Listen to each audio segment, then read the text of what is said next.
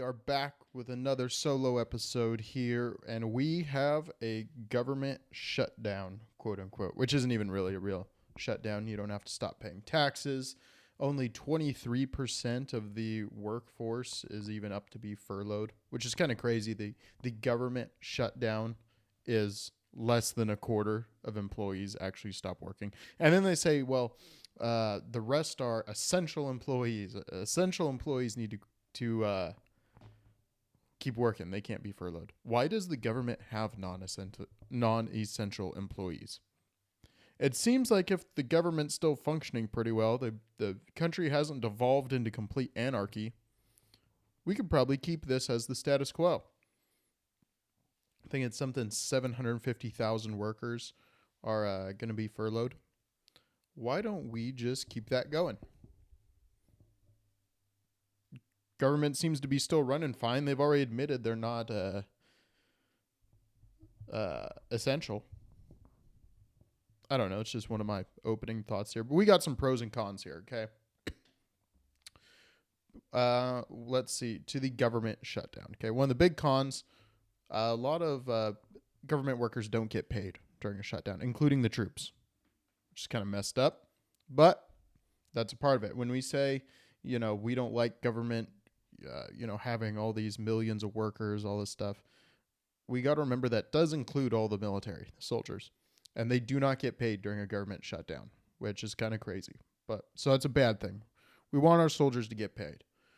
Essential programs can be shut down too. That's not good. There are some government programs, a few good ones.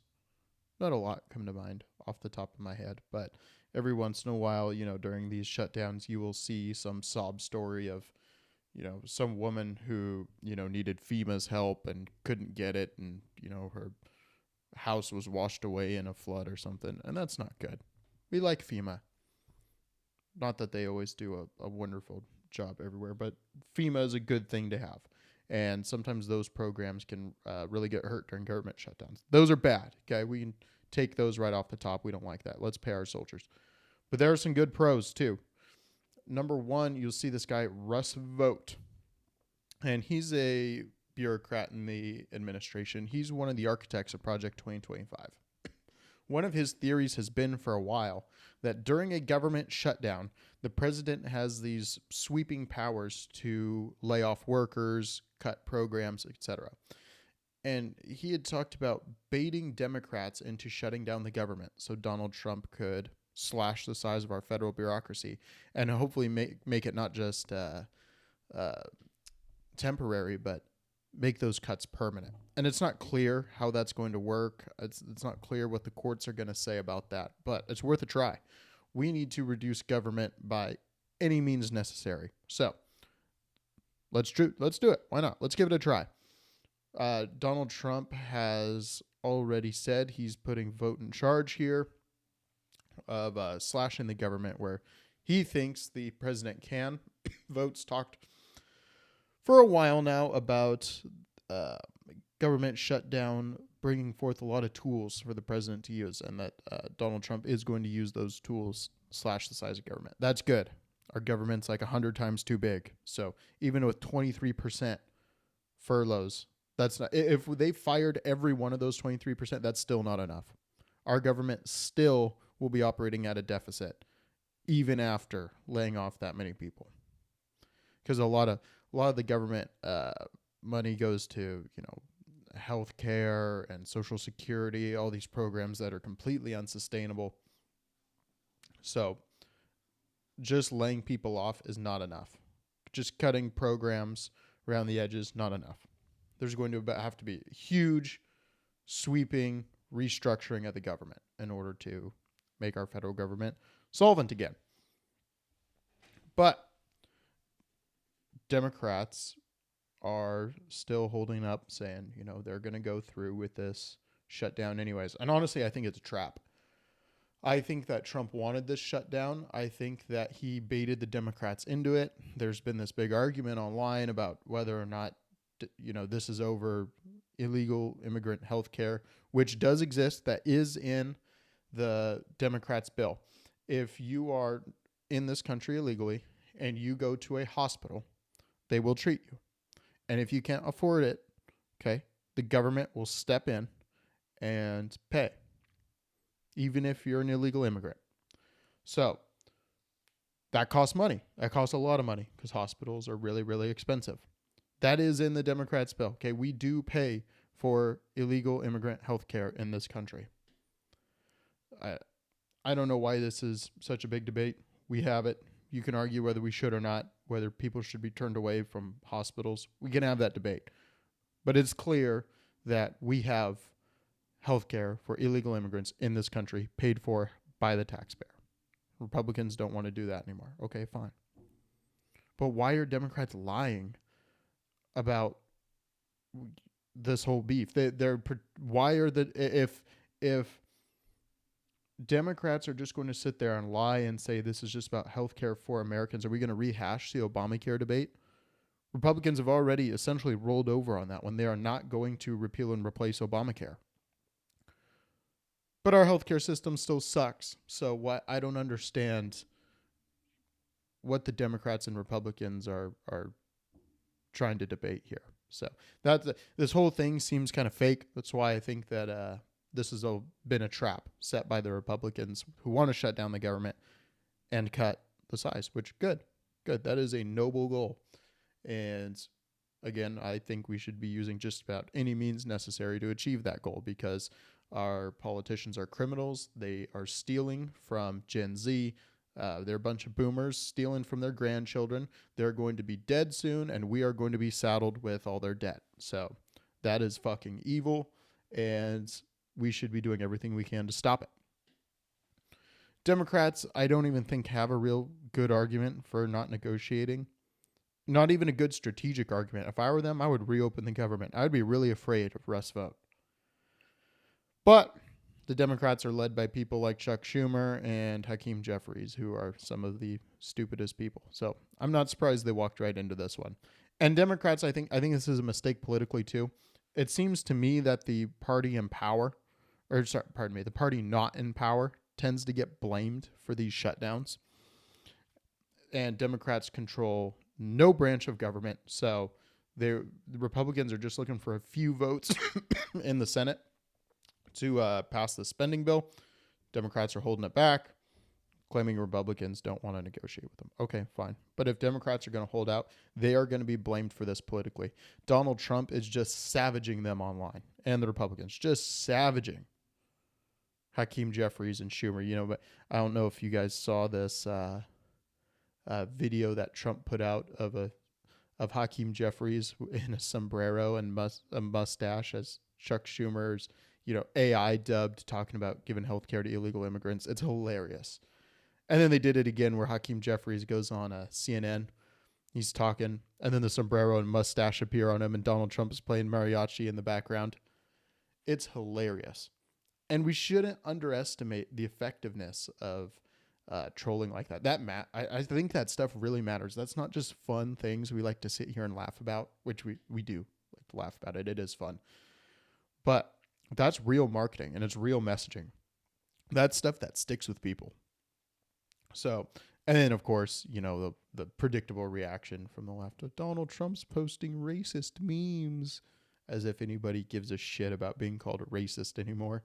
They've completely destroyed that term, and it's pretty funny. So who cares what these people say? The leftists are just going nuts over this one. It's kind of funny. They have no real reaction to it. They just want to sit there and say, well, Republicans won't negotiate with us or this or that. Okay, fine. Win an election, and then maybe people will feel bad for you.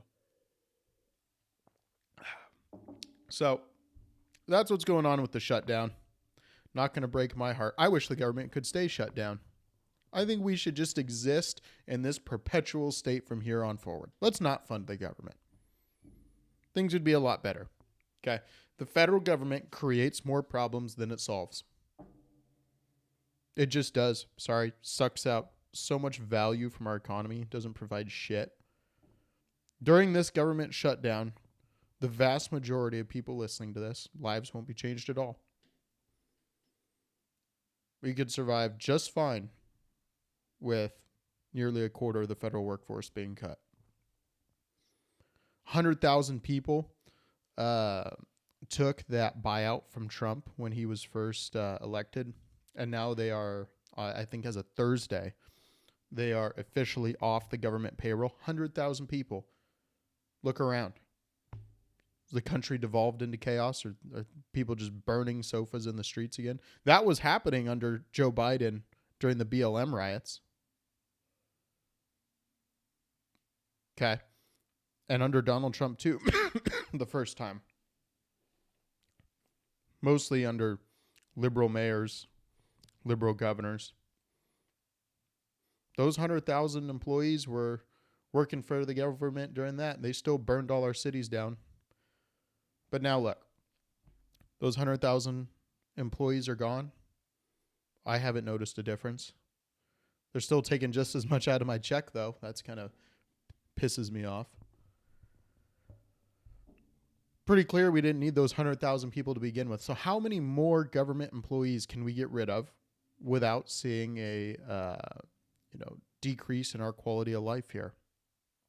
I think we could keep going. Start with this 23%, see how that goes. Life goes on. Okay, let's cut another 23%. Let's just keep going until the federal government's so small we almost can't see it anymore. We could cut it down to just about some federal courts, the military, and maybe some interstate highway funding. That's about all we need. We don't even really need the interstate highways. We could actually get rid of that funding too. They're already built. Make the states just maintain them. That's fine. There's not a whole lot we really need to be doing here. I know I love national parks.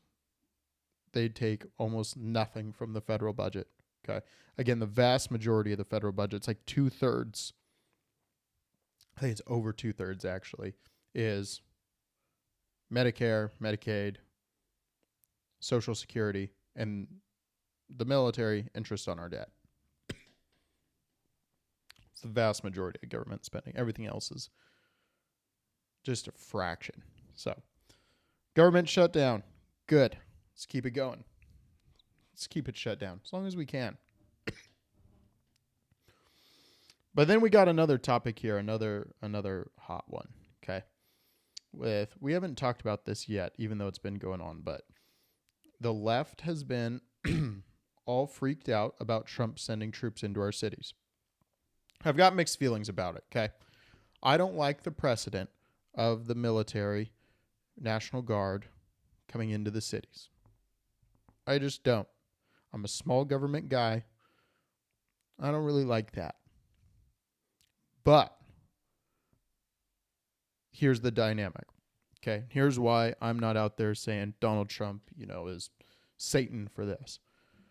In a perfect world, in a society that I would say would work a lot better than the one we have, government would not punish people for defending themselves and their property. In my version of America, when we had those BLM riots, if people were throwing Molotov cocktails at your property, you could shoot them, and that would be it.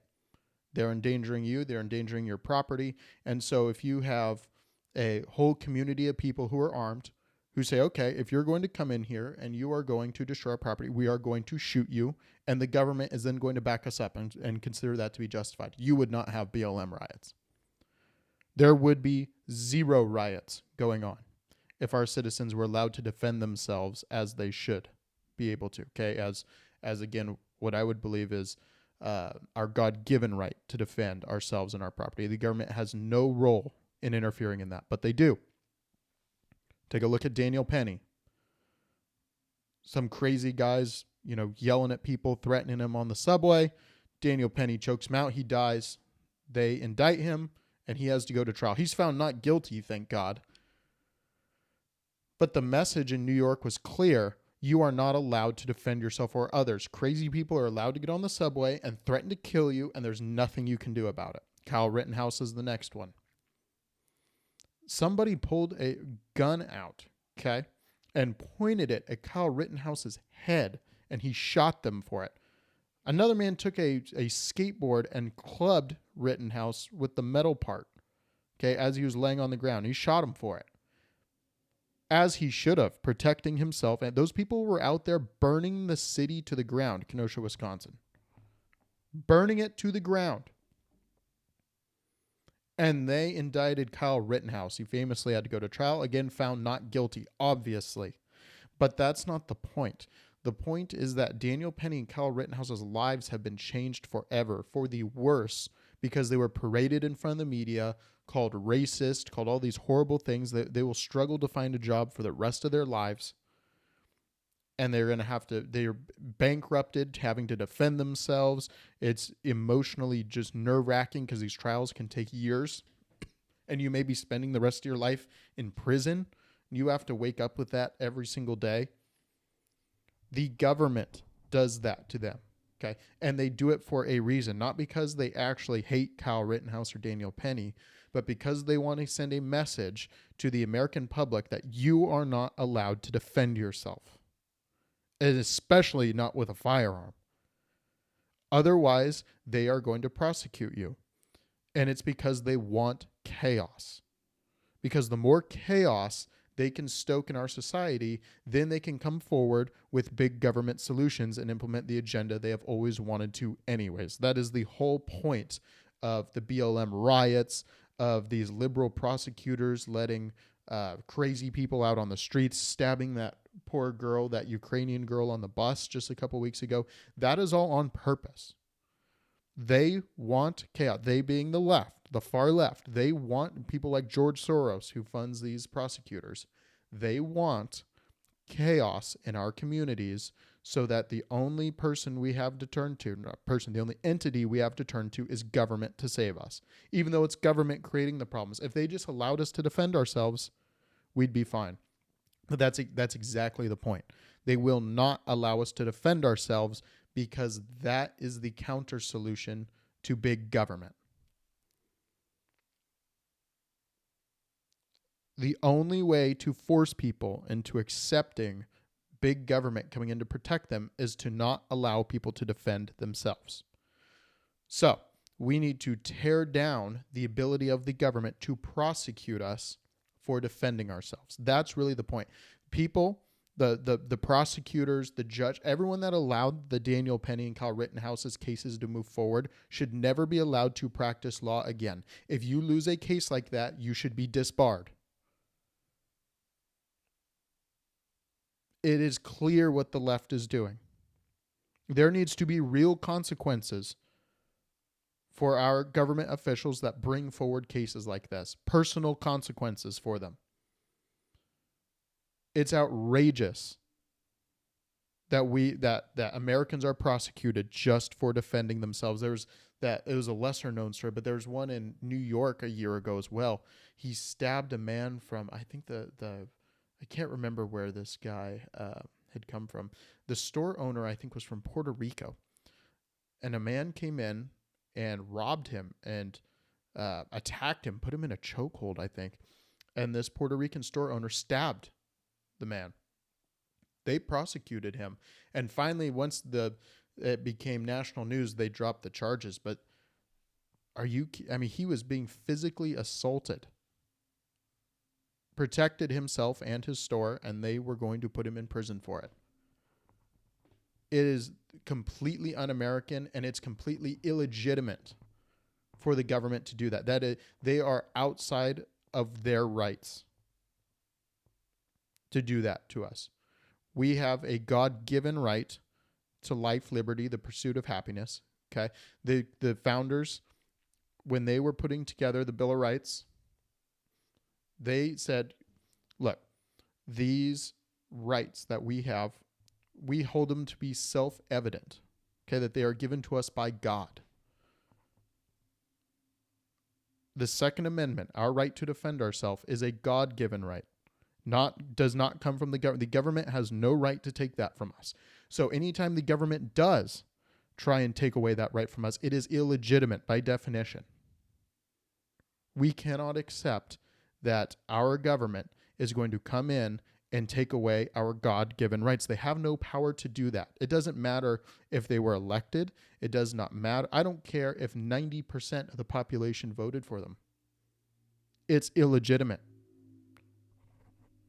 There is no democratic right even to strip individual liberties from American citizens. No vote can do that. You can't just take a vote and decide to put certain people you don't like in prison. There are minority rights in this country. So that's my solution to the rising crime in our cities. Marching in the military, I think, plays right into the leftist narrative that only big government can protect you. We should really focus on going after the prosecutors, the judges, the entire judicial infrastructure that strips us of our God-given rights instead of marching in the military. Because as soon as we get another Democrat president, who knows what they're going to do, what community they're going to want to march the National Guard into. I get it. I get the pull to it, though, as a short-term solution. You see all these horrific murders. I get the drive to want an immediate solution because, again, stripping the power from our judicial system is something that would take a long time. So I get the pull. I really do. But I think it plays right into their hands, and we don't want to do that. I get it, though. I do. But we need to resist that. And I'm sorry if you're a conservative who listens to this show, who lives in Oakland or Philadelphia, Memphis, DC, and you stand up and say, why do I have to suffer for years while we try and implement this solution that isn't really going to work? We're not really going to be able to deform our judicial system. I need to be protected tomorrow. My kids have to go to school tomorrow. And I need them to be safe. So I'm going to support Trump marching in the troops to these cities and shutting it down. I get it. But that's not sustainable. That's not an ideology that is going to lead to more freedom and smaller government, more liberty for us. Okay. We need to go after the root cause of the problem, not just slap a Band-Aid on it. So it's a tough one. I know it is. I know it's really tempting to want to go for this short-term solution, but let's actually solve the problem. And even if you want to say, well, let's send the troops in while we solve the problem, the root cause of the problem, our judicial system. Okay, fine. I get it. But what that does is it sets the precedent for the next Democrat president to march in the National Guard wherever he wants to.